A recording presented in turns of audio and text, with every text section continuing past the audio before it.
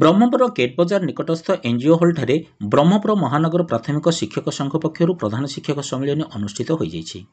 ଏଥିରେ ପ୍ରାଥମିକ ଓ ଉଚ୍ଚ ପ୍ରାଥମିକ ବିଦ୍ୟାଳୟର ପ୍ରଧାନ ଶିକ୍ଷକମାନେ ଉପସ୍ଥିତ ରହି ଶିକ୍ଷା, ଶିକ୍ଷକ, ଶିକ୍ଷାୟତନ ସମ୍ପର୍କିତ ପ୍ରାୟ 12ଗୋଟି ସମସ୍ୟା ଉପରେ ଆଲୋଚନା ହୋଇଥିଲା।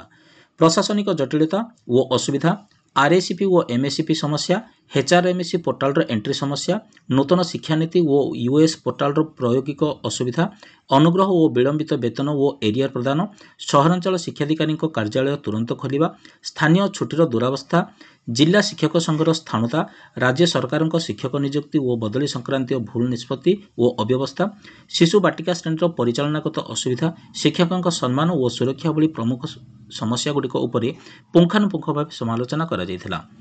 ସମ୍ମିଳନୀ କକ୍ଷରେ ସଂଘର ସଭାପତି ଶ୍ରୀ ରାଜେଶ କୁମାର ତାରିଣୀ ଅଧ୍ୟକ୍ଷତା କରିଥିବା ବେଳେ ସମ୍ପାଦକ ଶ୍ରୀ ଅବନୀ କୁମାର ପାଢ଼ୀ, କୋଷାଧ୍ୟକ୍ଷ ଶ୍ରୀ ବାଙ୍କ ପ୍ରଧାନ, ଉପଦେଷ୍ଟା ଶ୍ରୀ ସୀମାଞ୍ଚଳ ମିଶ୍ର ଏବଂ ଶ୍ରୀ ନରସିଂହ ପାଢ଼ୀ ମଞ୍ଚାସୀନ ରହିଥିଲେ।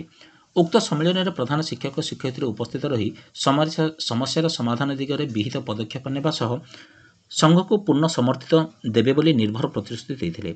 ସମସ୍ୟାର ଆଶୁ ସମସ୍ୟା ନିମନ୍ତେ 3ଟି କମିଟି ଗଠନ କରାଯାଇଛି। ଶ୍ରୀ ବାଙ୍କ ପ୍ରଧାନ, ଶ୍ରୀମତୀ ସୁନିତା ପଟ୍ଟନାୟକ ଓ ଶ୍ରୀ ଅନୁଜ କୁମାର ପ୍ରଧାନଙ୍କୁ କମିଟିର ମୁଖ୍ୟ ରୂପେ ଚୟନ କରାଯାଇଥିବା ବେଳେ ଯଥାଶୀଘ୍ର ମହାନଗର ପ୍ରାଥମିକ ଶିକ୍ଷକ ସଂଘର ସାଂଗଠନିକ ନିର୍ବାଚନ କରାଯିବ ବୋଲି ଉକ୍ତ ସମ୍ମିଳନୀରେ ନିଷ୍ପତ୍ତି ନିଆଯାଇଛି।